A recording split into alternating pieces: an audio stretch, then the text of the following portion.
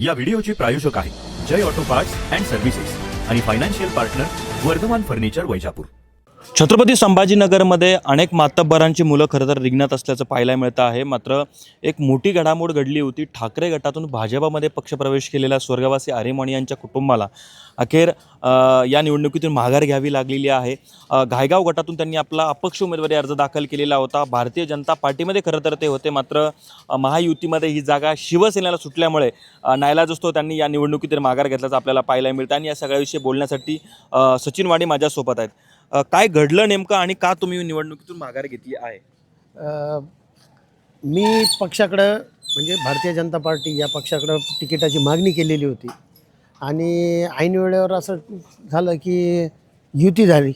शिंदे गट आणि भारतीय जनता पार्टी म्हणजे BJPची आणि शिंदे गटाची युती झाली। त्या युतीमध्ये ती जागा घायगाव जिल्हा परिषद हा गट शिंदे गटासाठी सुटला, त्यामुळं मला थांबावं लागलं। बरं, अजून एक महत्त्वाची घडामोड म्हणजे अनेक ठिकाणी तुम्ही वैयक्तिक तुमच्या जुने जे शिवसैनिक होते, जुने जे कार्यकर्ते होते, त्यांच्या वैयक्तिक प्रचारासाठी आम्हाला जाताना पाहायला मिळतं आहे। या कार्यकर्त्यांची परतफेड करताना तुम्ही पाहायला मिळतात, काय प्रतिक्रिया आहे? ही परतफेड वगैरे नाहीत, हे आमचे मित्र आहेत।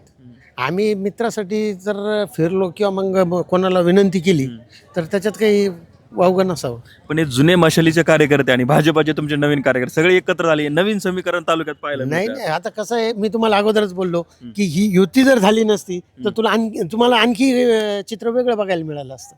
ही युती झाल्यामुळं थोडीशी अडचण आली आम्हाला। बरं, असं म्हटलं गेलं की तिकडे राष्ट्रवादीकडून प्रशांत सदाफळे रिंगणात आहे आणि खरं तर दोघांमध्ये तिसऱ्याचा फायदा नको आणि असं मोठं मन दाखवून खरं तर तुम्ही माघार घेतल्याचं बोललं गेलं। काय तथ्य आहे त्यामध्ये? म्हणजे पक्षाचा आदेश आणि त्या पक्षाच्या आदेशावर मी काम करणार।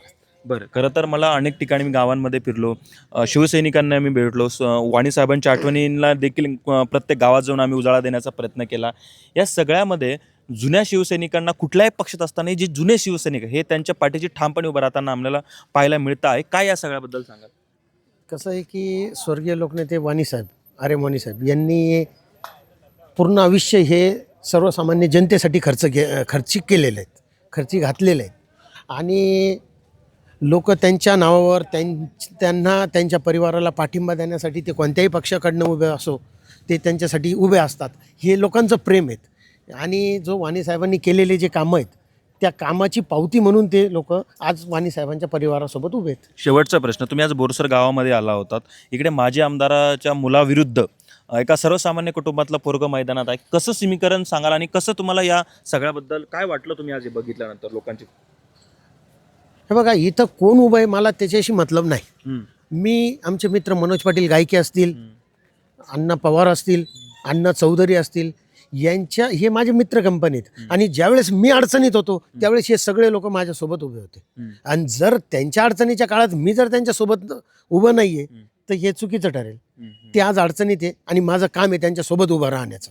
मी त्यांच्यासाठी, माझ्या मित्रांसाठी मी त्यांच्यासोबत उभं राहणार आहे। आपण बघितलं की खरं तर ही ग्रामीणची निवडणूक ही कार्यकर्त्याची निवडणूक म्हटलं जाते आणि मोठं मन दाखवत वाणी कुटुंबाने जिथे जिथे कुठल्याही पक्षाकडून खरं तर उमेदवार रिंगणात आहे, मात्र आपल्या वडिलांसाठी, आपल्या कुटुंबासाठी वेळ खर्च करणाऱ्या, काम करणाऱ्या, अडचणीच्या काळात उभं राहणाऱ्या या सगळ्या नागरिकांची, या मतदारांच्या आणि या सगळ्या उमेदवारांच्या पाठीशी वाणी कुटुंब आपल्याला राहिल्याचं पाहायला मिळतं। प्रत्यक्ष निवडणुकीत वाणी कुटुंब नसलं तर या छोट्या मोठ्या कार्यकर्त्यांच्या पाठीशी बळ देण्याचं काम खरं तर वाणी कुटुंबाकडून केलं जात आहे आणि ही महत्त्वाची घडामोड म्हणजे मातब्बरांच्या तिकिटांच्या समोर देखील सर्वसामान्यांचा प्रचार करताना वाणी कुटुंब मला पाहायला मिळतं आहे। माझं सहकारी कृष्णासोबत मी नितीन थोरात, वैजापूर, छत्रपती संभाजीनगर।